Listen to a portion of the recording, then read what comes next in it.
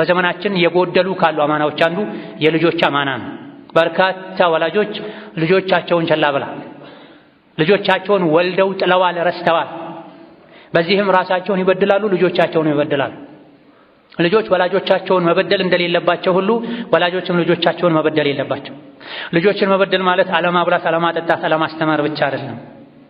ልጆችን አለማነጽ፣ በኢስላም አደብ አለመቅረጽ፣ የአላህን ሐቅ ለልጆች አለማሳወቅ፣ አለባበሳቸው እስላማዊ፣ አነጋገራቸው እስላማዊ፣ ውሏቸው እስላማዊ እንዲሆን አለመጣር፣ ሰበብ አለማድረስ ልጆችን መበደል። በድሮ ዘመን ሴት ልጅን እስከነ ህይወቷ ይቀብሩ ነበር በጃሂልያ ዘመን ያሉት። አሁን ግን የልጆችን አኽላቅ የልጆችን ተርቢያ ተዝኪያ የሚቀብሩ ወላጆች በዝተዋል።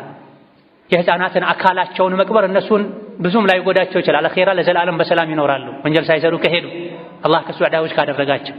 ነገር ግን አካልን ከመቅበር የበለጠ የሚጎዳው ዛሬ የልጆች አኽላቃቸው እንዲበላሽ ማድረግ፣ ወልዶ ሜዳ ላይ መልቀቅ፣ በቴሌቪዥን ብቻ እንዲያድጉ ማድረግ፣ በስልክ በጌም እንዲያድጉ ማድረግ፣ አስፋልት ሜዳ አደባባይ እንዲያሳድጋቸው መተው ትልቅ በደል ነው። ትልቅ አማና ማጉደል ነው። የሰው አንድ ብር ማይበላ ሰው አለ አማና ነው እያለ፣ የሰው ዕቃ ማይነካ ሰው አለ አማና ነው እያለ። ነገር ግን 5፣ 6፣ 10 ልጆችን ወልዶ የት እንደዋሉ የት እንዳደሩ የማያውቅ፣ ጭንቅላታቸው ውስጥ ምን እንዳለ፣ ልባቸው ውስጥ ምን እንዳለ፣ ጓደኛቸው ማን እንደሆነ፣ የት እንደሚውሉ ብቻ አይደለም የት እንደሚያመሹ ምናልባትም የት እንደሚያድሩ የማያውቅ ወላጅ አለ። ልጅ ውጭ ያድራል። እናት ደግ ያደረገች መስሏት ለልጇ ሸፍና አለ ገብቶ ዘግቷል ትላለች። ልጅ ያለው ሌላ ቦታ ነው። የሐራም መንገድን ርቆ እየሄደ አባት እናት ዝም ይላል። ልጆች የራሳቸው መንገድ ራሳቸው ይምረጡ ይላል። ነገ ሲረጋጉ ከፍ ሲሉ ያውቁታል ብለው በልጅነታቸው ለቀቅ የሚያደርጉ ኋላ ላይ ማጠፉ ማስተካከሉ ከባድ እንዲሆን ሰበብ የሚሆኑ ወላጆች አሉ። ትምህርት ቤቱም ሜዳ መጫወቻውም አልፎ ተርፎ አንዳንዴ መስጂዱም ጭምር ለልጆች የመበላሸት ሰበብ የሆነ ወላጆች መስጂድ ናቸው ብለው ይተዋሉ። መስጂድ ጥግና ጥግ ቁጭ ብለው ስልክ ይጎረጉራሉ። የተከበረውን መስጂድ ክብሩን ይነካሉ።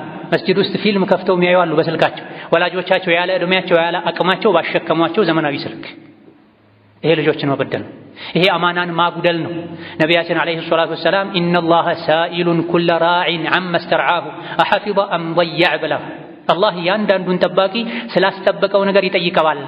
ያስጠበቀውን ነገር በአግባቡ ጠብቋል ወይስ ጥበቃውን አጉድሏል፣ አደራውን በልቷል ብሎ አላህ ይጠይቀዋል ብሏል። ልጆች አደራ ናቸው።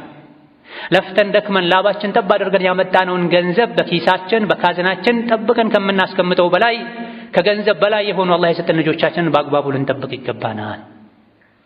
ባልወለድኩ የሚሉ ወላጆች ይበዛሉ አኼራ ላይ አሁን በሚታየው ሁኔታ መሰረት። ባልወለድኩ መካን ሆኜ በቀራሁ የሚሉ ወላጆች መኖራቸው አይቀርም እያሉም ነው።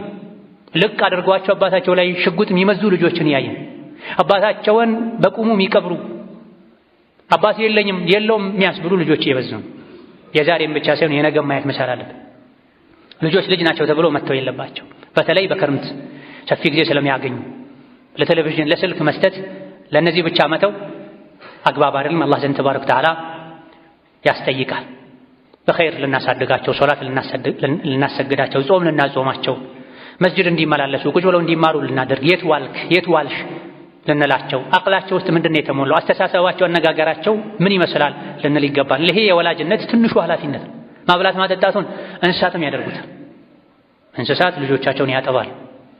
አዋፎች በአፋቸው ሩቅ ሄደው ምግብ አምጥተው ለጫጩቶቻቸው ያበላል። ይሄን ብቻ ማድረግ አባትነት እናትነት አይደለም። ከዛ ከፍ ያለ ለልጆች አኼራ መጨነቅ ያስፈልጋል።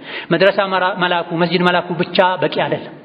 መስጂድም መድረሳም የተበላሹ ልጆች ኖረው ሊበላሹ ይችላሉና ክትትል ያስፈልጋል። ውሏቸውን በየቀኑ መከታተል፣ ጁምዓን እሁድን ለልጆች ማድረግ፣ ትልቁ መድረሳ ወላጆች እንደሆኑ ማወቅ ያስፈልጋል። በኸይር ተርቢያ ካደረግናቸው የኸይርን መንገድ ካሳየናቸው ከዛ በኋላ ከተበላሹ ወላጆች አይጠየቁም። የሚችሉትን ሁሉ ካደረጉ ነብዩ ሰለላሁ ዐለይሂ ወሰለም ልጆቻችንን አሹራ እንድናጾም መክረዋል። ፊት ለፊታችን አሹራ አለ። የፊታችን ማክሰኞ አሹራ። ቀጣይ ዓመት አላህ ካኖረን ኢንሻአላህ 9ኛውንም እንጾማለን ብለዋል ነብዩ ሰለላሁ ዐለይሂ ወሰለም። አሹራ 10ኛውን ቀን የጾመ የዓመት ወንጀል ይሰርዝለታል ብለዋል። 10ኛው ቀን የፊታችን ማክሰኞ ነው። በዚህ ዓመት 1446 ላይ ከፊት ወይም ከኋላው አንድ ቀን መድገም ተወዳጅ ነው። ሙሐረም ላይ በልኩ ጾም ማብዛትም ተወዳጅ ነው። አሹራን ለራስ ብቻ መጾም ሳይሆን ለህፃናትም ጭምር ማጾም እንደሚወደድ የሱሐባዎች ሲራ ላይ ተዘግቧልና ልጆች እንዲጾሙ፣ እንዲሰግዱ፣ እንዲቀሩ፣ ዝክር እንዲሉ መስጂድ እንዲያበዙ አለባበሳቸውን እስላማዊ እንዲያደርጉ ወላጆች መከታተል መቻል አለባቸው። اللهم اصلحنا واصلح نياتنا وزوجاتنا وذرياتنا اللهم اصلحنا واصلح نياتنا وزوجاتنا وذرياتنا اللهم اصلحنا واصلح نياتنا وزوجاتنا وذرياتنا اللهم اجعلنا هداة مهتدين غير ضالين ولا مضلين اللهم اجعلنا هداة مهتدين غير ضالين ولا مضلين اللهم اعز الاسلام والمسلمين واذل الشرك والمشركين ودمر اعداءك اعداء الدين اللهم اجعل هذا البلد آمنا مطمئنا سخاء رخاء وسائر